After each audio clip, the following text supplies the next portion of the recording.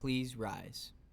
I pledge allegiance to the flag of the United States of America and to the republic for which it stands, one nation, under God, indivisible, with liberty and justice for all. Well, Geneva, we're back in the building. We hope you enjoyed your Thanksgiving break and had a great week of remote learning. I'm Tessa Balk. GTV News starts right now.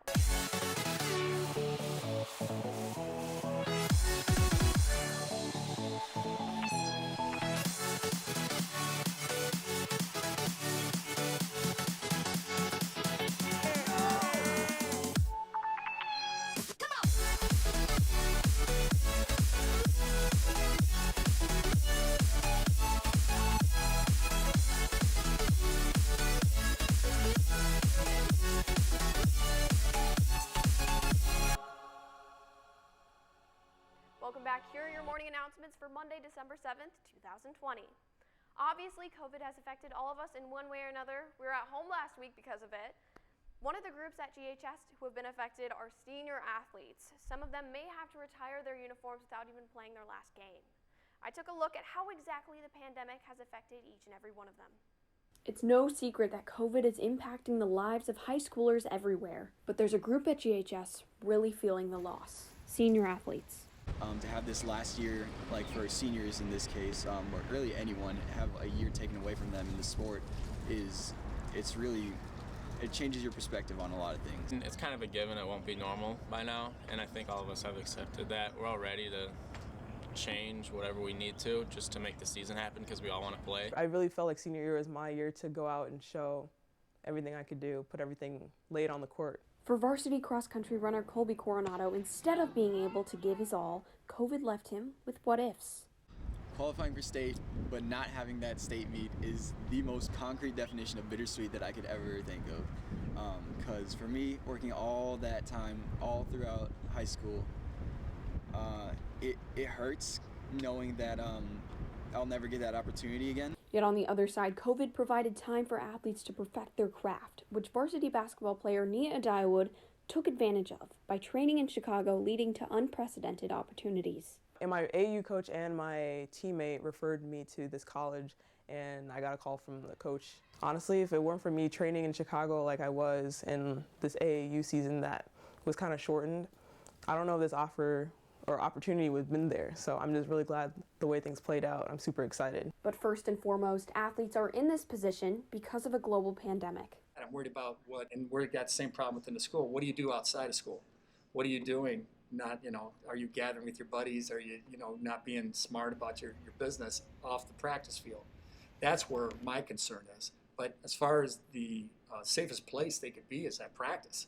Being an athlete and stuff, it's like a certain responsibility, knowing not to go out to large gatherings and stuff, because I want to be healthy so I could play. So I want other people to be healthy too, so they can do what they love. Taking what they've learned from their sport, they make the most of the moment. You just got to make it happen, and you can't control those things. You can't control what tier you're in and what the rules are. All you can control is your world. You have to find ways to make things work.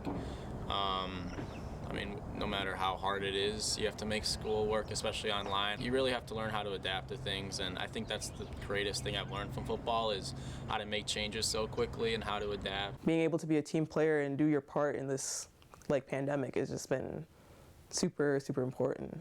While these students have every opportunity to be disheartened, it's the athletic spirit inside of them, telling them to persevere and be a team player, a lesson we could all learn from.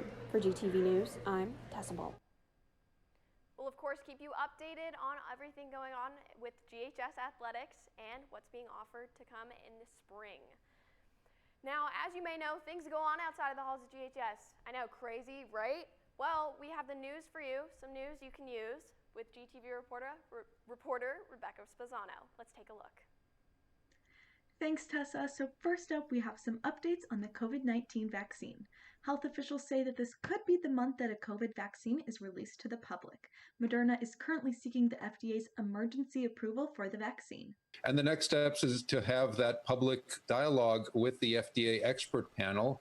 We hope and anticipate that the date for that is likely a couple weeks away, around December 17th. Once approved, Dr. Talzak says they can get it distributed to the public, but it will not be an overnight thing. And according to the New York Times, the CDC recommends that nursing homes and healthcare workers get the vaccine first. In political news, the runoff race that will decide which party controls the U.S. Senate is heating up after Trump's visit to Georgia. Donald Trump went down to encourage Republicans to get out and vote for the two GOP Senate candidates in January. However, CNN reports that Trump's speech often strayed away from the task at hand and seemed to be geared more towards his claims of the fraudulent presidential election. Fox News also reported this and how it may be sending conflicting messages to voters. And finally, Starbucks is offering free coffee to healthcare workers and first responders through the end of the year. And that's a quick wrap up of the news you can use. I'm Rebecca Spezzano. Back to you guys. Thanks, Becca. Now for a look at today's weather. The high is 39 and the low is 25. Partly cloudy for most of the day. It's been more of the same lately, but a sneak peek into the future is that there's a 40% chance of snow on Saturday. So that's something to look forward to.